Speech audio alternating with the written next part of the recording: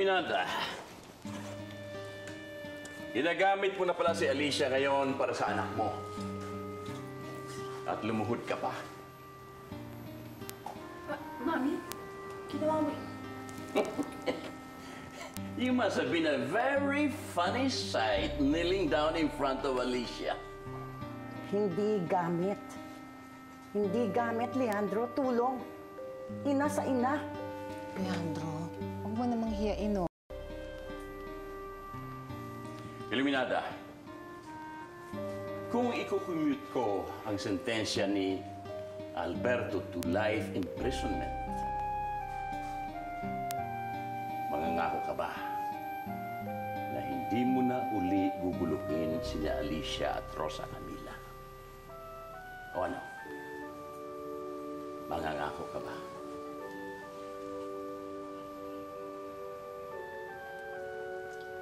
Is that a yes? Amanda, Elaine, testigo kayo sa pangako ni Iluminada na hindi naguguluhin itong dalawa. Amanda, paalala mo sa akin. Yes, Daddy. 1 week before, a lethal injection si Alberto. Eh, bakit hindi pa ngayon? Baka sumpuin ka ulit, makalimutan mo ito. Iluminada, Iluminada. Alam kong hindi mo ako titigilan hanggang hindi ko naalala ito.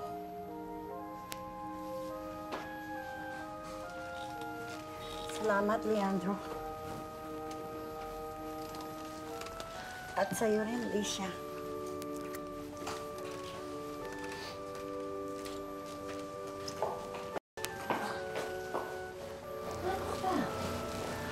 Pwede nga meron ka na utang na loob kay Alicia.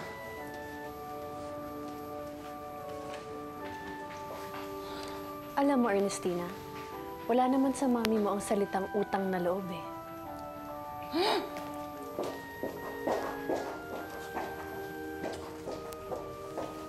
How was your honeymoon? Alberto, may nakausap na ako para tumulong sa paglaya mo rito. Anong paglaya pa rin sabi mo? Ha? Bibitahin na nga ako, Ernestina. Alberto, listen to me. Alberto, may nakausap na nga ako. Kaya maganda ka na. Maghanda? Wala na akong panahong maghanda. At wala na rin akong gamit na maihahanda dahil kinuha na ng hayop na warden na yan. Hindi mo na kailangan yun.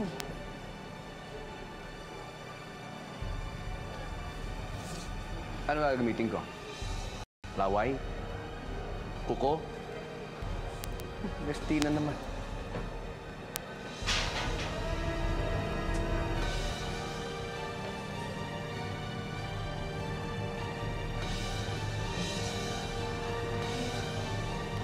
Ladies and gentlemen, announcing the arrival of His Excellency Leandro Montemayor, President, Republic of the Philippines.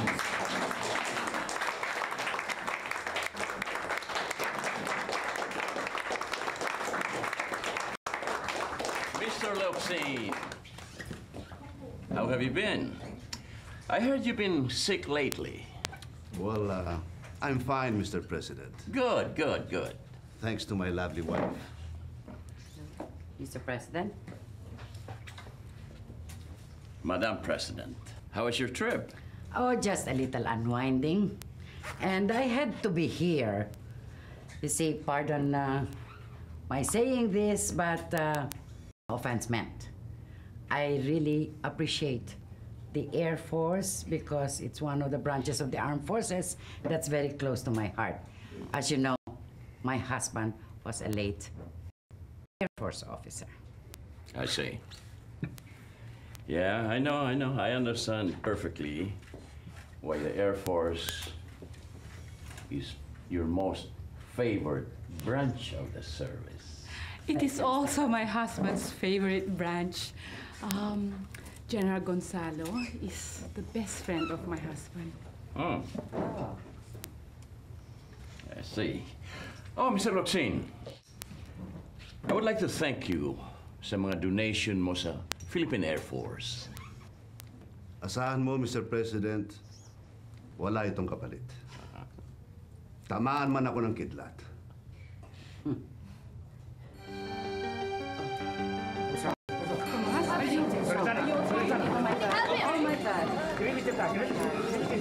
Call the doctor, please. Call the doctor.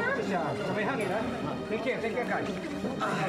An ambulance, please. I need an ambulance. Mrs. Tuchin, ma'am. I think it's better if you say so that somebody can accept the plaque for him. No, I have to be beside my husband. Excuse me. Ma! I will represent Tito Tomas. What happened to him? Is this recurrent? I remember. One time, bumagsak din siya sa Malacanang. I remember. Well, speaking of his friend, sir, it is recurrent and it's very dangerous.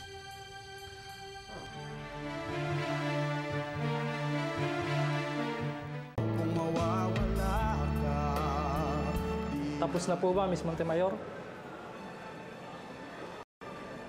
Pwede ba? Ha? Bigyan mo kami ng 5 minuto lang. Ha? Ano ba pag-uusapan niyo pa, Mr. Montemayor? Hindi ba sinabi na ni Miss Montemayor ang kailangan mong malaman?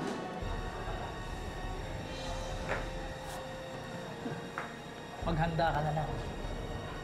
Now we have to act like cat and mouse, Mr. Montemayor. Para hindi tayo mapaghinalahan.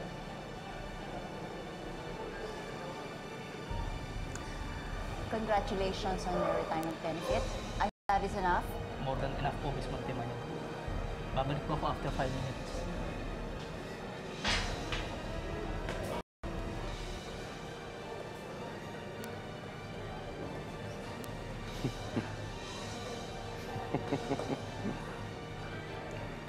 And how did you manage that, huh?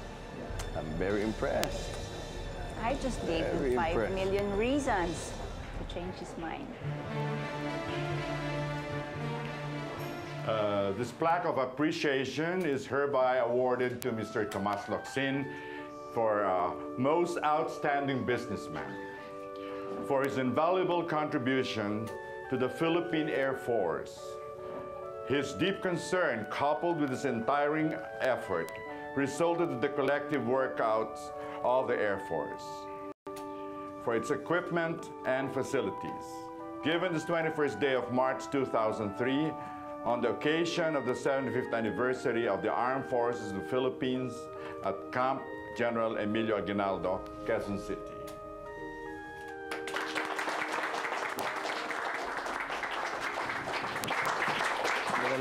Congratulations. Imposible naman yata yun. Well, a word of caution, Mr. These Montemayor women, they don't play fair. This plaque of Masyado yatang sweeping statement mo, Mel. Baka nakakalimutan mong ang girlfriend kay isang Montemayor. That's why I'm giving you a fair warning. Of the year. I think the President will lead you now.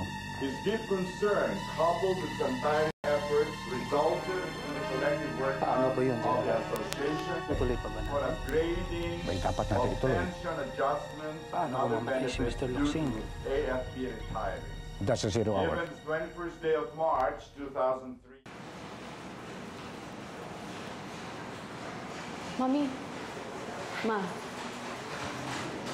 Ano nangyari? Kamusta na siya? 50-50. Sabi ng doktor, he's lucid enough to talk.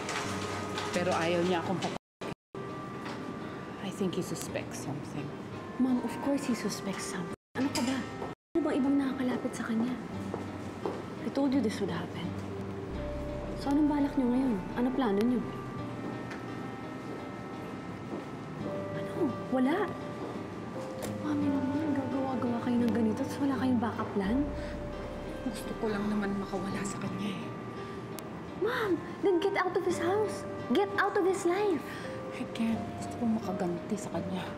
Ayun ang sabihin mo. Amanda, call Leandro. Humingi kang tulong sa kanya. I'm sure he can think of something. Siguro may ibang dahilan. You know what, Mom? Right now, I really can't think of anything. But don't worry about Daddy. Alam mo kung ako sa'yo, umalis ka na dito sa Pilipinas. Why? Will they think I'm guilty? Mami, you know you are guilty. Kaya bago magkasampahan ng kaso, umalis na kayo.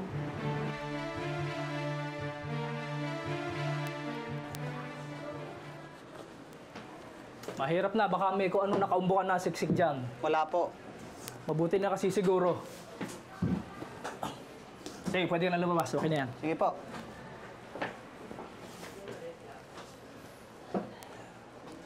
Maraming pasalubong ang nakasiksik dyan sa loob ng unan. Ako mismo ang naglagay. Isa nga pala, pasalamatan mo yung kapatid mo ha pag nadalaw dito. Kasi humingi kasi ko ng extra eh. Ang bait talaga ng kapatid. Ganun ba? Eh, talaga mababait kami. Eh, sabihin nyo lang kung ano pa kailangan ninyo. Alam mo, gusto ko kasing mag-abroad bago man lang ako mag-retire eh. Kaya siguro kahit ticket lang para sa akin sa sa pamilya ko, 5 lang naman kami. Yun lang ba? Walang problema. Ako mismo kakausap sa kanya pagdating niya bukas. Bakit kailangan lasunin ni Sharina si Tomas? Daddy, pinagbibintangan lang siya. Eh, sinong lumalason sa kanya? Mga maids? Puro kayo sakit ng ulo. Hindi ko nasawa si Sharina. Sa akin pa rin humihingi ng tulong. Pero Daddy naman, kanino pa kami hingi ng tulong kundi kayo? Di hamak na mas malaki naman ang kasalanan ni Alberto. Wala sa laki o liit ng kasalanan niya. Paano kung matuluyan si Tomas? Paano natin may pagtatanggol si Sharina? Baka isipin ng tao, basta kapamilya ko, pinalulusot ko. You know what, Daddy? I'm sorry if I have to say this, but Mommy thinks na may pinaplano si Tomas laban sa gobyerno ninyo. Kaya niya nilalason? Hindi ko alam na may pagka-patriotic pala si Sharina. Yun na nga, Dad. Pero don't you think that if it's true, Tomas is better off dead? Oh, no. Not in my hands. Okay, in Mommy's hands then. Tutulong lang kayong maglinis. Please, Dad. Tatandaan niyo na. Ako pa itong may sakit. Ako pa ang tagapaglinis ng mga dumi niyo. Jesus!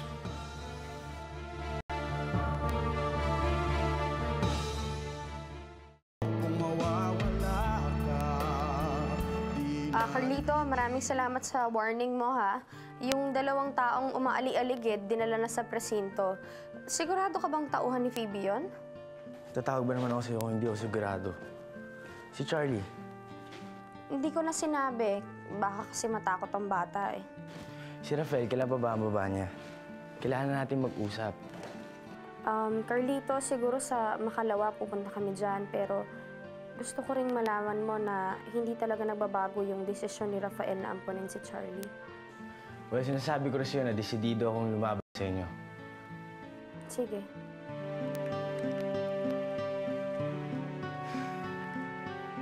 Guada, please man, huwag mo na sasabihin kay Lola na dito ako nagtatago. Kung ano mang binabalak niyong dalawa, mag-iingat kayo. Kaya rin, mag-iingat kayo sa pupunta niya dito. Patinig si Phoebe, baka mamaya sinusundan na kayo. Huwag kami ang pagsabihan mo, Carlito. Si Rosa Camila, sabihin mo sa kanya, huwag na siyang pupunta dito.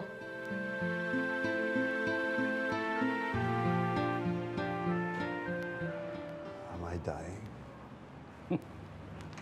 Well, Tomas, walang sinasabi ang mga doktor na ganyan. But neither did they say na gumagaling ka. Be that as it may, you have to undergo this delicate operation para makayas lahat ng sediments dyan sa sikmura mo at malinis na rin ang iyong dugo.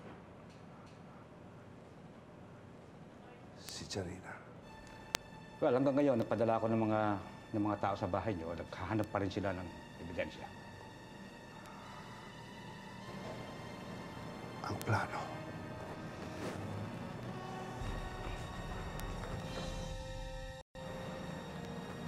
What I came here for. It will give us the go signal, Tomas. Okay. After my operation. After. Mamatay o mabuhay? Mamatay o mabuhay. That is your 0 hour. Good. But anyway, Tomas, you will see yet the fruition of your plans. You don't follow Montemayor. I will assure you that.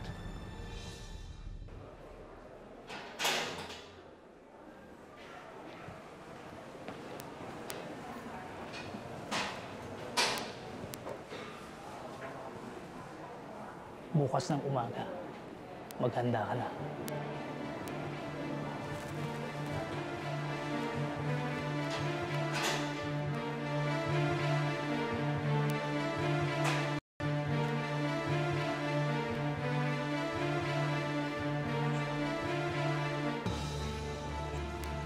Sigurado ka bang yan ang pinagtataguan ni Carlito?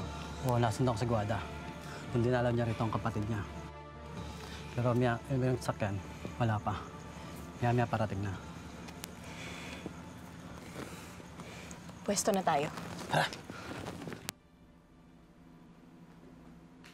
Alam mo, Tita Alicia, may hihingin sanang pabor si Mami sa'yo eh. You know, Alicia, alam ko sa iyo lumapit si Iluminada when she needed help. Ngayon, ako naman ang lalapit sa iyo para humingi ng tulong. Just speak to Leandro for me, please. Ako, baka makahalata na si Leandro eh. Well, Excuse me po, Mrs. Locsin. Yes? Pwede po ba kayong maimbitahan sa opisina namin for some questioning? Of course. I want to talk. I want to ask questions. Yes, of course, I want to find out things. Yun din po ang pakay namin. Sinasampahan po kayo ng kaso ng asawa niyo ng attempted parricide.